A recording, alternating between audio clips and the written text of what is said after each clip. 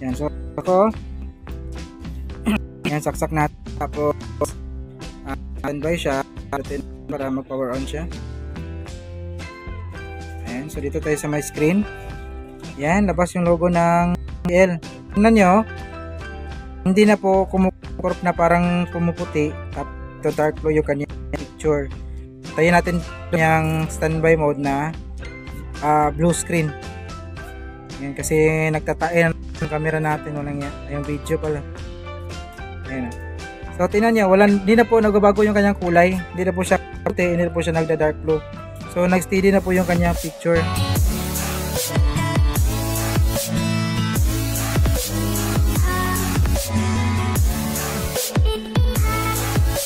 Yun, what's up sa inyo lahat mga paps, no? Welcome back sa ating channel. So for today's video, meron tayong gagawin isang BJL to, 32 inches LED TV, no?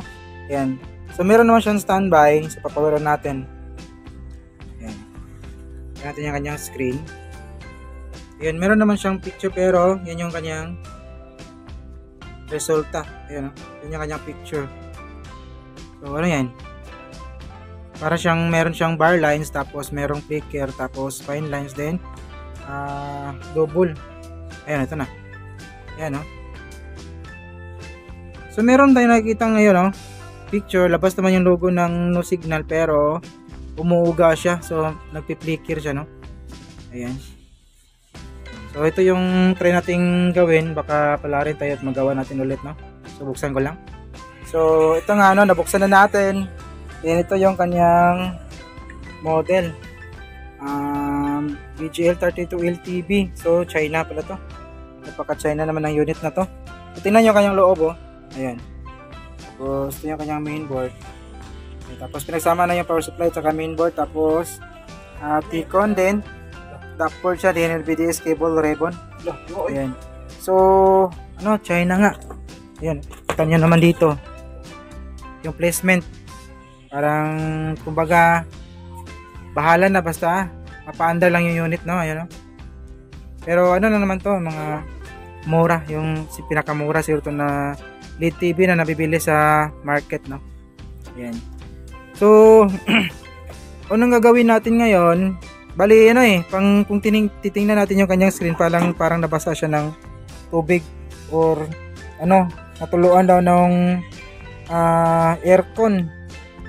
So dito banda sa may right side natin, kaya lang nilinisan ko rin yung kanyang LVDS cable dito kasi meron siyang nakakalawang konti, pero tinest natin, scan pa rin siya.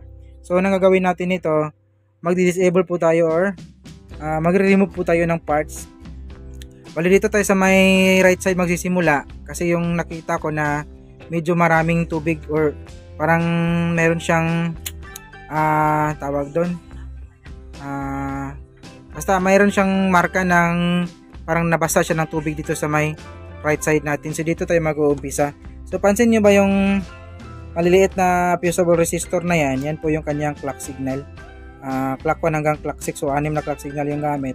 Tapos yung the rest dyan, yun naman yung VGL at saka add even nya, at saka yung kanyang tatawag na add even or swapping voltage. So meron siyang label dito nakalagay sa may kabilang side. Ayun, merong label na nakalagay dito.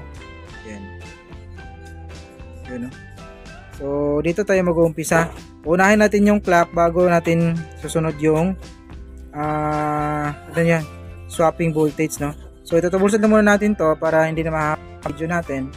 Ito, troubleshoot natin to, tapos balik tayo pag na-troubleshoot na natin. So ito, continue tayo, no? Bali dito nga, hinang po natin yung mga clock signal natin na papasok sa may right side natin kasi nakatalikod yung unit natin, So yun, yung mga fusible resistor natin dito, clock 1 hanggang clock 6, so ano po natin yan, bali hinang po natin yan, hindi pa natin tinanggal kasi kung sakaling magkamali tayo is may balik pa natin, no? So ayan, nakahang po siya, yan, nakahang na po yan. Ayan, nakahang po yan lahat, yung 6. So testing natin kung meron bang pagbabago dun sa kanyang screen. Sak natin. Ayan, so naka-standby siya. Pilatin natin. Ayun, power on siya. Tingnan natin sa my screen. Ayun oh, tingnan nyo. Hindi na po umuuga-uga yung kanyang display or picture. Nag-steady po siya, ayan oh. Ayan. Nag-steady po yung picture natin ilabas na oh. Klaro na po yung EV2 tapos yung no signal. Pero meron siyang yun, parang yung kulay. Ayun, parang meron siyang kunting deformation dun sa kanyang kulay. Biglang puputi siya, biglang namang mag-blue. Biglang magda-dark blue tapos biglang magpuputi. So meron pang kunting problema, hindi pa talaga totally normal yung kanyang screen, no? Or panel. Ayan, no? Ayan. So, ang gagawin natin ngayon, parang improvement dito. Wait. May side natin. So, ang gagawin natin ngayon, bali, ulit po natin, no? Kakat po yung even ito, yung silbing swap footage, yung BGHO, so whatever. Ayan. So, dito naman itong label dito. Nagpina ng video natin. Try natin dito. Kakat natin na hanap. Ito, continue po tayo, no? Ayan, bali, pinutol na po natin yung kanyang swapping voltage or BGHR.even. Ayan. So, dito pala, ito yung kanyang connection. Ayan, nakuha natin, trace natin by resistance. Ayan. Yung kinuskos natin na bilog, yan yung kanyang add-even. So, connection naman yan dito. Ito po siya, pangalawa. Sana yun, naduduli ako. Itong dalawang to, kuha tayo ng pantutok. Itong dalawang ito yung kanyang add-even. Ito, 1, 2. Yan yung add-even natin. So, bali, naputol na po natin yan. Nakat na po natin yan. Then, ito na po yung kanyang resulta. Zoom in pa natin para makita nyo. Ayan. So, putol na po yung linya natin dito. Ayan. Nag-blurred na yung camera natin. Ayan. Wait. Ayan, putol na po natin yan.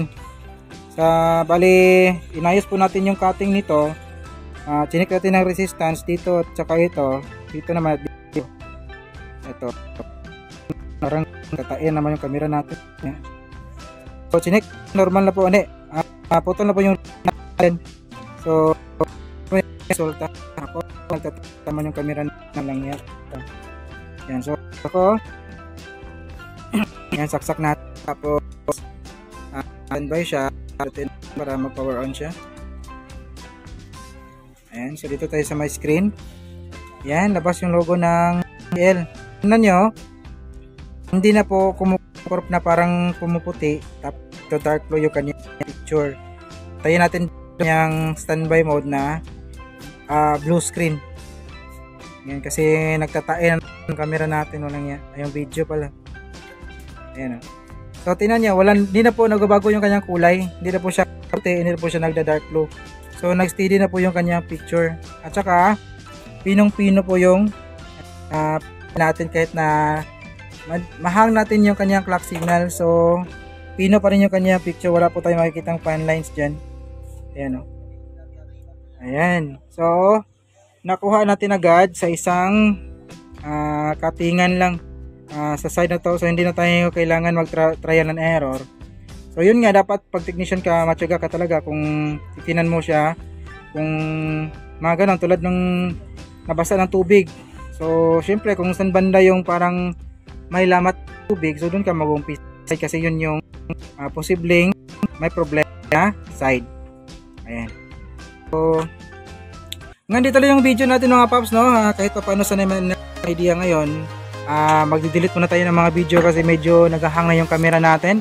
And may God be with us always, and this is your service Ryan Crucitec. See you in our next video. Bye bye.